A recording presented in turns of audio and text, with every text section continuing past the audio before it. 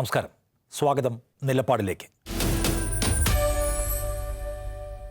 ലോക്സഭാ തെരഞ്ഞെടുപ്പ് 4 ഘട്ടങ്ങൾ പിന്നിടുമ്പോൾ വികാസ് പുരുഷനായ തന്നെ ജനം തിരസ്കരിക്കുന്നു എന്ന ഭയം നരേന്ദ്രമോദിയെ പിടികൂടിയിട്ടുണ്ടോ? 400 സീറ്റ് നേടി അധികാരത്തിലേക്ക് വരുമെന്ന അമിതാത്മവിശ്വാസ പ്രകടനം മോദി പൊടുന്നനെ നിർത്തിവെച്ചത് എന്തുകൊണ്ടായിരിക്കും? മനുഷ്യരുടെ പ്രശ്നങ്ങളെ മറന്ന് മോദിയെ പുകഴ്ത്തൽ മാത്രം ചര്യയാക്കിയ നോയിഡ മാധ്യമങ്ങൾ പലതും അതിവേഗത്തിൽ കളം മാറ്റിയതിൻ്റെ സൂചന എന്താണ്? രാഷ്ട്രീയ ആരോപണത്തിൻ്റെ തീച്ചൂളയിൽ നിന്ന് വിയർത്തപ്പോഴും പ്രിയ തോഴനെ കൈവിടാതിരുന്ന മോദി ഇപ്പോൾ ഈ 11-ാം മണിക്കൂറിൽ അദാനിയെ തള്ളിപ്പറയുന്നതിലെ ചേതോവികാരം എന്തായിരിക്കും? വെറുപ്പ് പറഞ്ഞ് പരകോടിയിലെത്തിയപ്പോൾ ഞാനൊരു മുസ്ലിം വിരുദ്ധനല്ലെന്നും വിഭജനത്തിന് ശ്രമിക്കില്ലെന്നും പറയുന്നു നരേന്ദ്രഭായ്. എന്തിനാണ് അദ്ദേഹം ഇപ്പോൾ ഇങ്ങനെ നല്ല പിള്ള ചമയാൻ ശ്രമിക്കുന്നത്? പറയാവുന്നത്ര വർഗീയത പരസ്യമായി പറഞ്ഞിട്ടും മോദി എന്ന നേതാവിനെ ഒറ്റയ്ക്ക് നിർത്തി വിൽക്കാൻ ശ്രമിച്ചിട്ടും ഒരു തരംഗവും രാജ്യത്തുണ്ടാക്കാൻ BJPക്ക് കഴിയുന്നില്ല എന്നുണ്ടോ? അതാണോ കുറയുന്ന വോട്ടിംഗ് ശതമാനത്തിൽ പ്രകടമാകുന്നത്? രാമക്ഷേത്രവും പൗരത്വ നിയമവും എല്ലാം കൂടി ഉണ്ടാക്കുന്ന വർദ്ധിത ആവേശത്തിൽ 2024 തെരഞ്ഞെടുപ്പ് മോദി തൂത്തുവാരിയെടുക്കുമെന്ന പ്രതിപക്ഷത്തിൻ്റെ പോലും നിരാശ അസ്ഥാനത്തായിരിക്കുകയാണോ? 10 വർഷം ഭരിച്ച മോദിയെ വോട്ടർമാർക്ക് മടുത്തിട്ടുണ്ടോ? വെറുപ്പ് കുടിച്ചു മടുത്തവർ ജീവിത പ്രശ്നങ്ങളിലേക്ക് ശ്രദ്ധ മാറ്റിയോ? അവിചാരിതമായ തിരിച്ചടി ഏറ്റുവാങ്ങുമോ മോദിയും BJPയും ഇത്തവണ?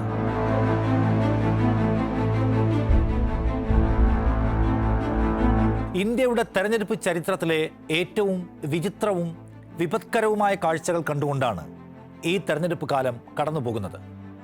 വോട്ടെടുപ്പിന് തൊട്ടു മുൻപ് പ്രതിപക്ഷത്തെ ആകെ അടിച്ചമർത്തിയ ഭരണകൂടം ഉള്ള സീറ്റെല്ലാം ഞങ്ങൾ തന്നെ പിടിച്ചെടുക്കുമെന്ന പ്രഖ്യാപനത്തോടെ നമ്മുടെ ജനാധിപത്യ സങ്കല്പത്തെ നിലത്തെറിഞ്ഞുടച്ചതാണ് ആദ്യ കാഴ്ച. പണി പൂർത്തിയാകാത്ത രാമക്ഷേത്രം ഉദ്ഘാടനം ചെയ്തും ഫ്രീസറിൽ വെച്ചിരുന്ന പൗരത്വ നിയമ ഭേദഗതി വോട്ടെടുപ്പിന് തൊട്ടു മുൻപേ പെട്ടെന്നെടുത്ത് നിയമമാക്കിയതുമെല്ലാം കണ്ടപ്പോൾ ഒരു കാര്യം കൂടി നമുക്ക് ബോധ്യമായി.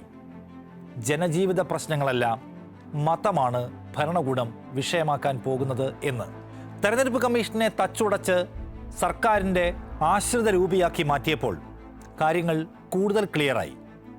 വർഗീയത തുറന്നു പറയാനും നടപ്പാക്കാനും പോവുകയാണ്.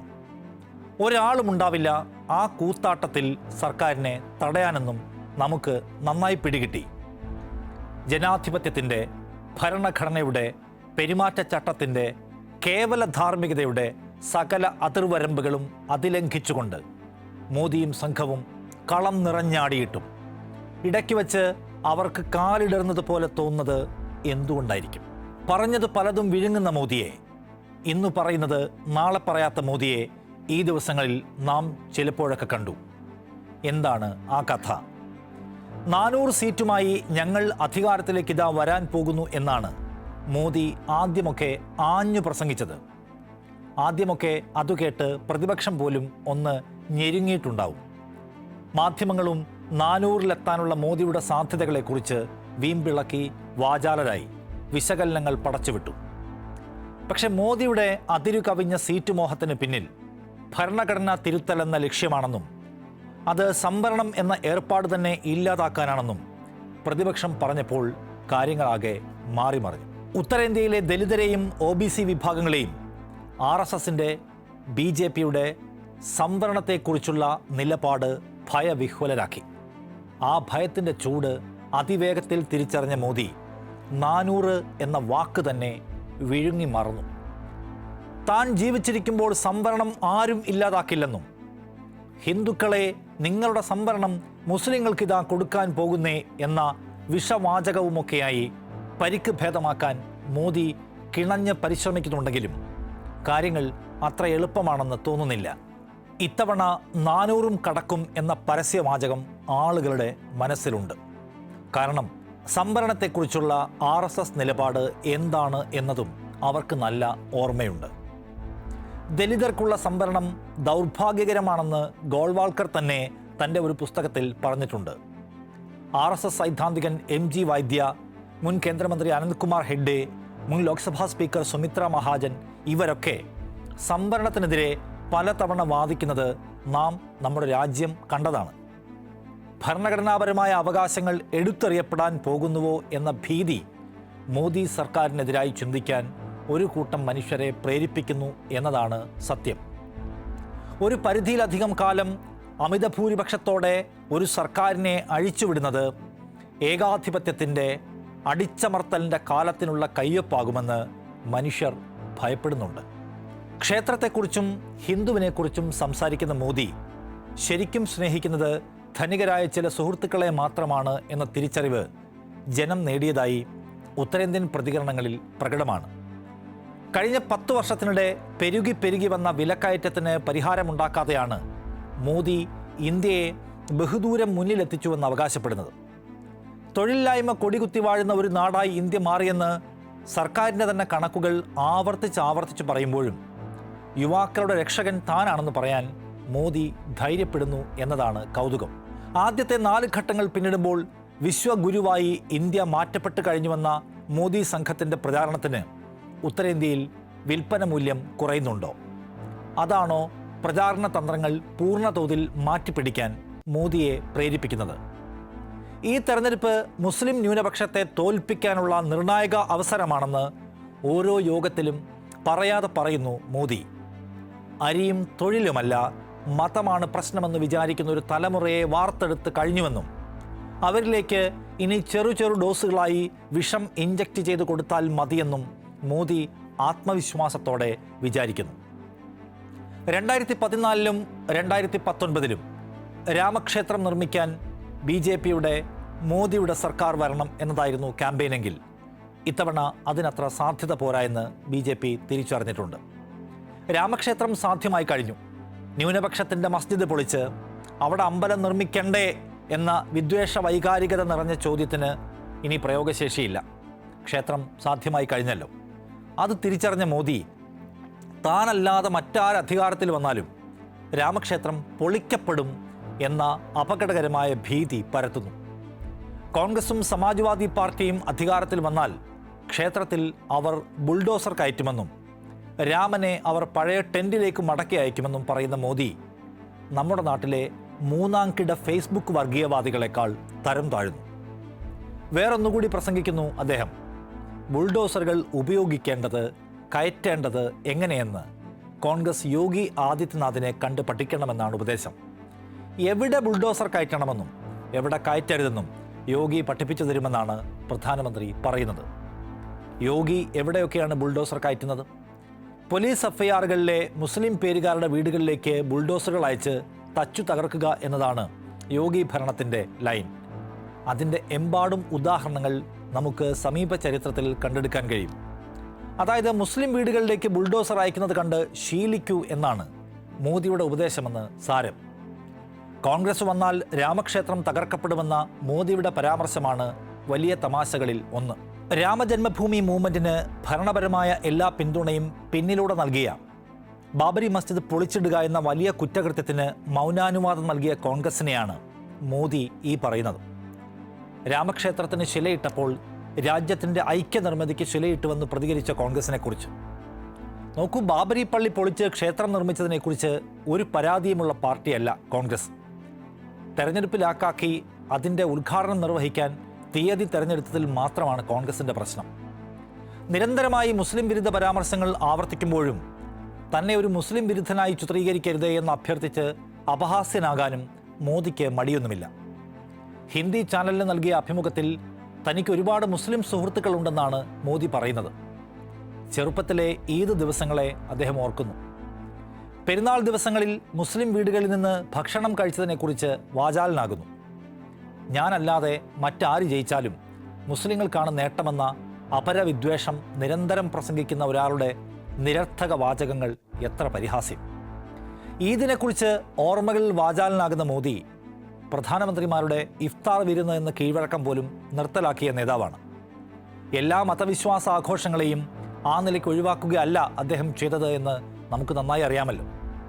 മോദി മാത്രമല്ല, അമിത്ഷായുടെയും പ്രധാന ഏരിയ വെറുപ്പ് തന്നെയാണ്. കോൺഗ്രസ് അധികാരത്തിൽ വന്നാൽ മുസ്ലിം ശരിയത്ത് നിയമം ഇന്ത്യയിൽ നടപ്പാക്കുമെന്നാണ് അമിത്ഷാ പ്രസംഗിക്കുന്നത്. ബംഗാളിൽ പോയ ഷാ അവിടെയും കടന്ന വർഗീയത തന്നെ തുപ്പുന്നു. മാതി മാനുഷ് എന്ന മുദ്രാവാക്യങ്ങൾ ഉപയോഗിച്ചാണ് മമത ബംഗാൾ മുഖ്യമന്ത്രി ആയതെങ്കിൽ ഇപ്പോൾ മുല്ല, മദ്രസ, മാഫിയ എന്നിങ്ങനെ മാറിയെന്ന് അമിത്ഷാ പ്രസംഗിക്കുന്നു. മുല്ലകൾക്ക് പൂർണ്ണ സ്വാതന്ത്ര്യം നൽകി, മദ്രസകൾക്ക് നമ്മുടെ സമ്പത്ത് നൽകി, പാവപ്പെട്ട ജനങ്ങളെ കൊള്ളയടിക്കാൻ മാഫിയകൾക്ക് പരസ്യമായ അനുമതി നൽകി. തടസ്സമില്ലാത്ത വെറുപ്പ് വാരി വിതറുകയാണ് അമിത്ഷാ. നുഴഞ്ഞുകയറ്റക്കാരെ നിങ്ങൾക്കിനിയും വേണോ? അവർക്ക് നാം പൗരത്വം നൽകണോ? ഈ ചോദ്യം ചോദിച്ചുകൊണ്ടാണ് അമിത്ഷാ പ്രസംഗം അവസാനിപ്പിക്കുന്നത്. ഏതായാലും നുണകളും വർഗീയ പരാമർശങ്ങളും BJP നേതാക്കൾക്ക് നിർബാധം തുടരാൻ കഴിയുന്നുണ്ട്. തെരഞ്ഞെടുപ്പ് പെരുമാറ്റച്ചട്ടം എന്ന സംഗതിയൊന്നും നരേന്ദ്രമോദിക്കോ അദ്ദേഹത്തിൻ്റെ പാർട്ടിക്കോ ബാധകമല്ല. ഒരു വേള ഒരു നോട്ടീസ് കൊടുക്കാൻ നിർബന്ധിതമായപ്പോൾ അത് മോദിക്ക് കൊടുക്കാതെ അദ്ദേഹത്തിൻ്റെ പാർട്ടിക്ക് കൊടുത്ത് ഞെട്ടിച്ച കമ്മീഷനാണ് നമ്മുടെ തെരഞ്ഞെടുപ്പ് നിയന്ത്രിക്കുന്നത്. വിദ്വേഷ പരാമർശത്തിൽ മോദിക്ക് നോട്ടീസ് കിട്ടി എന്നൊരു വാർത്ത പോലും വരരുത് എന്ന് നിർബന്ധമുള്ള കമ്മീഷൻ. ഇത്രയധികം മലീമസമായൊരു തെരഞ്ഞെടുപ്പും ഇത്രമേൽ നിലവാരം തകർന്നൊരു കമ്മീഷനും നമ്മുടെ ആരുടെയും ഓർമ്മയിലുണ്ടാവില്ല. അവസാന രക്ഷ എന്ന നിലയ്ക്കാണ് പൗരത്വ നിയമത്തെ കൂടി എടുത്തു പായറ്റുന്നത് മോദി. പാർലമെൻറ്റ് പാസാക്കി രാഷ്ട്രപതി ഒപ്പുവെച്ച ശേഷം പിന്നെയും ദീർഘനാൾ ഒരു നടപടിയും എടുക്കാതെ പൗരത്വ നിയമ ഭേദഗതി ഫ്രീസറിൽ വെച്ചിരുന്നത് തെരഞ്ഞെടുപ്പ് കണക്കാക്കി പുറത്തെടുക്കുകയാണ്. വോട്ടെടുപ്പിന് തൊട്ടു മുൻപ് നിയമത്തിന് ചട്ടം നിശ്ചയിച്ച് വിജ്ഞാപനമിറക്കിയെങ്കിലും കാര്യമായ ബഹളമൊന്നും രാജ്യത്തെവിടെ നിന്നും കേട്ടില്ല. ഭരണഘടനാ വിരുദ്ധമായ നിയമത്തിനെതിരെ സുപ്രീം കോടതിയിൽ പ്രതീക്ഷ അർപ്പിച്ചിരിക്കുകയാണ് ഹർജിക്കാർ. ആദ്യ തവണ സമരം ചെയ്തവരെ നോക്കി വസ്ത്രം നോക്കൂ, അവരുടെ വസ്ത്രം നോക്കൂ എന്ന് വിളിച്ചു പറഞ്ഞ വിഭജന സാധ്യതയാണ് മോദി പയറ്റിയത്. പക്ഷെ അതിനുള്ള പരിസരം ഇത്തവണ ഒത്തുവന്നിട്ടില്ല. 5ാം ഘട്ടത്തിലേക്ക് കടക്കുമ്പോൾ അപേക്ഷിച്ച 10-14 പേർക്ക് പൗരത്വം അനുവദിച്ചുകൊണ്ട് പിന്നെയും ഒരിക്കൽ കൂടി അതേ വിഷയത്തിൻ്റെ സാധ്യതകൾ ആരായുകയാണ് മോദി ഇപ്പോൾ. ഒപ്പം ബംഗാളിൽ തെരഞ്ഞെടുപ്പ് നടക്കാനിരിക്കുന്ന ഇടങ്ങളിലെ മത്തുവ സമുദായത്തിൻ്റെ വോട്ടും പ്രധാന ലക്ഷ്യമാണ്. പക്ഷേ പതിറ്റാണ്ടുകൾക്ക് മുന്നേ ഇന്ത്യയിലുള്ള എല്ലാ അവകാശങ്ങളും ഇവിടെയുള്ള അവർക്ക് ഇപ്പോൾ പൗരത്വത്തിന് അപേക്ഷിച്ച് ഒരു സങ്കീർണത ഉണ്ടാക്കേണ്ട എന്ന അഭിപ്രായമാണ് കൂടുതൽ. അതും BJPക്ക് തിരിച്ചടിയാണ്. ആരും അപേക്ഷിക്കരുതെന്നും അസമിൽ ഇങ്ങനെ അപേക്ഷിച്ച 19 ലക്ഷം പേർ രേഖകളില്ലാതെ പുറത്തുപോയെന്നും മമതാ ബാനർജി വിളിച്ചു പറഞ്ഞതോടെ BJPയുടെ പദ്ധതി മുഴുവനും ഏശാത്ത മട്ടാണ്. 400 സീറ്റുമായി വീണ്ടും വരുമെന്ന് ഇപ്പോൾ മോദി പറയാത്തതിന് പിന്നിൽ സംവരണ സമുദായങ്ങളുടെ ഭീതി ഒരു പ്രധാന ഘടകമാണെന്ന് നേരത്തെ പറഞ്ഞു. അതിനെ തിരിച്ചുപയോഗിക്കാനാണ് കോൺഗ്രസ് വന്നാൽ SC/ST OBC സംവരണം എടുത്തു മാറ്റുമെന്നും മുസ്ലിങ്ങൾക്ക് മാത്രമായി എല്ലാം നൽകുമെന്നും മോദി ആവർത്തിക്കുന്നത്. ജനം വിശ്വസിക്കുമോ അതെന്നാണ് ചോദ്യം. സ്വാതന്ത്ര്യത്തിന് ശേഷമുള്ള 75 വർഷങ്ങളിൽ 55 വർഷവും കോൺഗ്രസ് ആയിരുന്നു അധികാരത്തിൽ. SC/ST OBC കോട്ട തട്ടിയെടുത്ത് മുസ്ലിങ്ങൾക്ക് അത് നൽകണമായിരുന്നുവെങ്കിൽ വർഷങ്ങൾക്ക് മുൻപ് കോൺഗ്രസ്സിന് അത് ചെയ്യാമായിരുന്നു. കോൺഗ്രസ്സിന് 400-ലധികം സീറ്റുകൾ പോലും ഉണ്ടായിരുന്നു എന്നോർക്കണം. അപ്പോൾ മോദി ഈ വിളിച്ചു പറയുന്നതിൻ്റെ യുക്തി എന്താണ്? ഞാൻ ജീവിച്ചിരിക്കുമ്പോൾ ആരുടെയും സംവരണവും ആരുടെയും സ്വത്തും ആരും തട്ടിയെടുക്കില്ലെന്ന് പറയുന്നു മോദി. ഞാൻ രാജ്യത്തിൻ്റെ സംരക്ഷകനായിരിക്കുമെന്നാണ് മോദി പ്രസംഗിക്കുന്നത്. 2019-ലും മോദി ഇതുതന്നെയാണ് പറഞ്ഞത്. ഇന്ന് മോദിക്ക് പരിവാറാണ് പരസ്യവാചകമെങ്കിൽ അന്ന് ചൗക്കിദാർ മോദിയായിരുന്നു വാചകം. പക്ഷേ സംരക്ഷണ വേഷധാരിയായ മോദി അധികാരത്തിൽ തുടരുമ്പോഴാണ് നമ്മൾ നികുതിദായകരുടെ 100 കണക്കിന് കോടികളുമായി നീരവ് മോദിയും മെഹുൽ ചോക്സിയും വിജയ് മല്യയുമൊക്കെ രാജ്യം വിട്ടത്. അവരെ എന്തു ചെയ്യാനായി മോദിക്ക് എന്നൊരു ചോദ്യമുണ്ട്. ഇലക്ട്രൽ ബോണ്ടുകൾ വഴി മോദിയുടെ പാർട്ടിക്ക് പണം കൊടുത്ത പല കമ്പനികളും അന്വേഷണത്തിൽ നിന്ന് മുക്തി നേടിയെന്ന റിപ്പോർട്ടുകൾ പുറത്തു വന്നിട്ടുണ്ട്. എവിടെയാണ് ചൗക്കിദാറിൻ്റെ വിശ്വാസ്യത? സുശക്തവും സുസ്ഥിരവുമായൊരു സർക്കാരിന് വോട്ട് ചെയ്യുമെന്നാണ് മോദിയുടെ മറ്റൊരാഹ്വാനം. പാകിസ്ഥാനെ പാഠം പഠിപ്പിക്കാൻ തന്നെ വിജയിപ്പിക്കൂ എന്നാണ് 2014-ലും 2019-ലും മോദി ജനങ്ങളോട് പറഞ്ഞത്. ശക്തമായ ഒരു സർക്കാരാണ് ഇന്ത്യ ഭരിക്കുന്നതെങ്കിൽ ചൈനയുടെ അതിക്രിയകളോട് എന്തുകൊണ്ട് പ്രതികരിക്കുന്നില്ല എന്നാണ് പ്രതിപക്ഷത്തിൻ്റെ നിരന്തരമായ ചോദ്യം. 2020 ജൂണിൽ ഗാൽവാൻ താഴ്വരയിൽ 20 ഇന്ത്യൻ സൈനികരെ ചൈനീസ് സേന വധിച്ചതിന് ശേഷമുള്ള പ്രധാനമന്ത്രിയുടെ വാക്കുകൾ ഓർമ്മയില്ലേ? നമ്മുടെ പ്രദേശത്തേക്ക് ആരും നുഴഞ്ഞു കയറിയിട്ടില്ല, നുഴഞ്ഞു കയറ്റക്കാൻ ആരുമില്ല, ഒരു ഇന്ത്യൻ പോസ്റ്റും മറ്റാരുടെയും നിയന്ത്രണത്തിലുമല്ല. എന്നാൽ 2024 ജനുവരി 11-ന് സൈനിക മേധാവി ജനറൽ മനോജ് പാണ്ഡെ പറഞ്ഞത് മറ്റൊരു കാര്യമാണ്. 2020 ഏപ്രിലിന് മുൻപുള്ള സ്ഥിതിയിലേക്ക് മടങ്ങാൻ ചൈനീസ് സൈന്യവുമായുള്ള ചർച്ചകൾ തുടരുകയാണെന്നാണ് അദ്ദേഹം പറഞ്ഞത്. കാര്യങ്ങൾ പഴയ പടിയാക്കുകയാണ് നമ്മുടെ ആവശ്യമെന്ന്. എന്ന് വെച്ചാൽ 2020 അതിർത്തിയിൽ ഒരു മാറ്റമുണ്ടായെന്നും ഈ മാറ്റം ഇന്ത്യക്ക് അംഗീകരിക്കാൻ കഴിയാത്തതാണെന്നുമാണ് അതിൽ നിന്ന് മനസ്സിലാക്കേണ്ടത്. പ്രധാനമന്ത്രി പക്ഷേ ഇതിനെക്കുറിച്ച് മൗനം അവലംബിച്ചു. പാർലമെന്റിലടക്കം പലകുറി ഈ വിഷയം ഉന്നയിച്ച പ്രതിപക്ഷത്തിന് മറുപടി കൊടുക്കാൻ മോദി തയ്യാറായില്ല. ചൈനയ്ക്കെതിരെ കനപ്പെട്ട വാചകങ്ങൾ ഒരിക്കൽ പോലും മോദിയിൽ നിന്ന് വന്നില്ല. ചൈനീസ് പട്ടാളക്കാർ തങ്ങളുടെ കന്നുകാലികളെ മേയ്ക്കുന്നത് തടയാൻ ശ്രമിക്കുന്നുവെന്ന് ലഡാക്കിലെ ആട്ടിടയന്മാരെ ഉദ്ധരിച്ച് വാർത്തകൾ വന്നപ്പോഴും രാജ്യസ്നേഹത്തിൻ്റെ മൊത്ത കച്ചവടക്കാർക്ക് മൗനമായിരുന്നു. ഏതാനും ചില മൊബൈൽ ആപ്പുകൾ നീക്കിയതല്ലാതെ മറ്റൊരു സമീപനമാറ്റവും നമുക്ക് ചൈനയോട് ഉണ്ടായിട്ടില്ല. അതേസമയം ഇന്ത്യയുടെ ഏറ്റവും വലിയ വ്യാപാര പങ്കാളിയായി ചൈന മാറുകയും ചെയ്യുകയാണ്.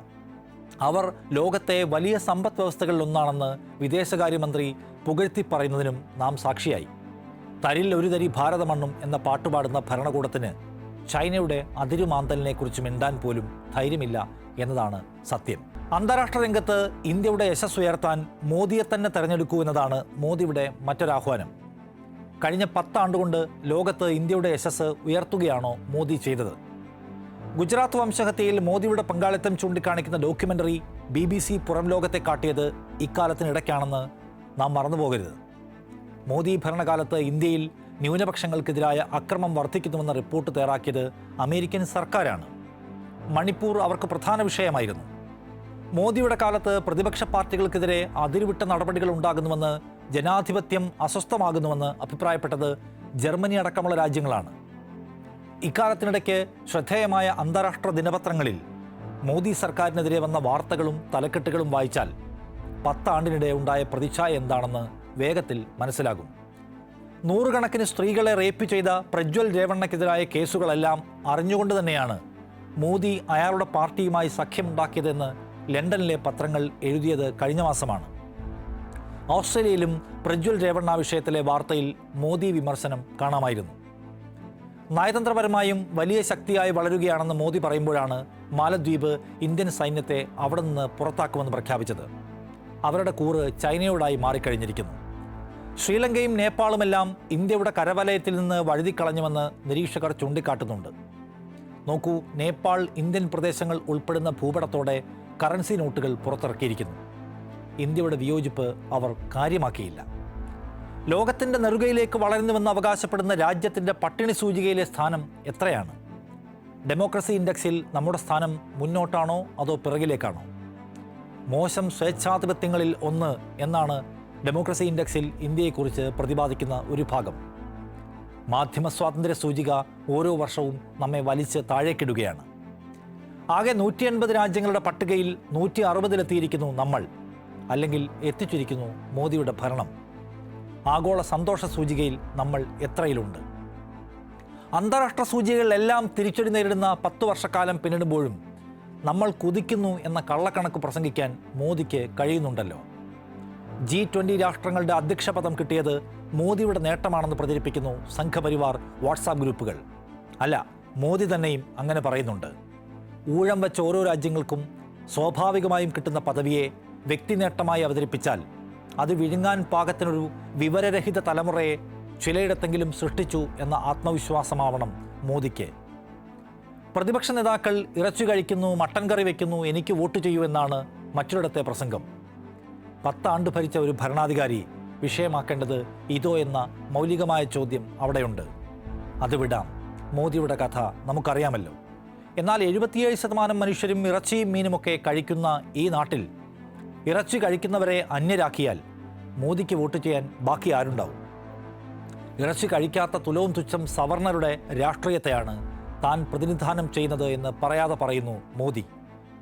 അത് കേട്ട് കൈയടിക്കാനും ആളുണ്ട് എന്നതാണ് ഇന്ത്യയുടെ ഗതികേട്. ഭരണനേട്ടങ്ങൾ പറയാനില്ലാത്ത ഒരാൾ അന്യൻ്റെ ഭക്ഷണപാത്രത്തിലേക്ക് നോക്കുന്നു. എല്ലാവരും നോക്കാൻ ആഹ്വാനം ചെയ്യുന്നു. എന്നിട്ട് അവർക്കെതിരായി വോട്ട് ചെയ്യാൻ. പരമകഷ്ടം. 10 വർഷത്തെ മോദി സർക്കാരിൻ്റെ നയപരിപാടികൾ തുടരണമോ എന്നതിൽ ജനം വോട്ട് ചെയ്യുന്ന നിർണായക തെരഞ്ഞെടുപ്പാണിത്. ഭരണഘടനയെയും അതിൻ്റെ മൂല്യങ്ങളെയും നിലനിർത്താനുള്ള തെരഞ്ഞെടുപ്പാണിതെന്ന് പ്രതിപക്ഷം ചൂണ്ടിക്കാണിക്കുന്നു. അതിനൊപ്പം തെരഞ്ഞെടുപ്പിൽ വോട്ട് നേടാൻ ദരിദ്രനാരായണന്മാരായ കോടാനുകോടി മനുഷ്യരുള്ള നാട്ടിൽ അവരുടെ ജീവിത പ്രതിസന്ധികൾ ചർച്ച ചെയ്യാതെ വെറും വൃത്തികെട്ട വർഗീയത മാത്രം പറയുന്നൊരു സംവിധാനത്തിന് ജനം വോട്ട് ചെയ്യുമോ എന്നതുകൂടി ഈ തെരഞ്ഞെടുപ്പിൻ്റെ സവിശേഷതയാണ്. ലോകമാദരിക്കുന്ന ഇന്ത്യൻ ജനാധിപത്യത്തെ കഴുത്തു ഞെരിച്ച് വർഗീയ കയത്തിൽ മുക്കിയെടുക്കാൻ എളുപ്പം കഴിയുമോ ഇല്ലയോ എന്നതിൻ്റെ വിധിയെഴുത്തു കൂടിയാകും ഈ തെരഞ്ഞെടുപ്പ്. വോട്ട് ചെയ്ത മനുഷ്യരിലെ ഭൂരിപക്ഷം അവരുടെ തീരുമാനം പറയട്ടെ. ഇടകലർന്നും സ്നേഹിച്ചും വളരാനുള്ള മോഹമോ അപരവിദ്വേഷമോ വിജയിച്ചതെന്ന് തീരുമാനിക്കട്ടെ. നിലപാട് പൂർണ്ണമാകുന്നു. നന്ദി.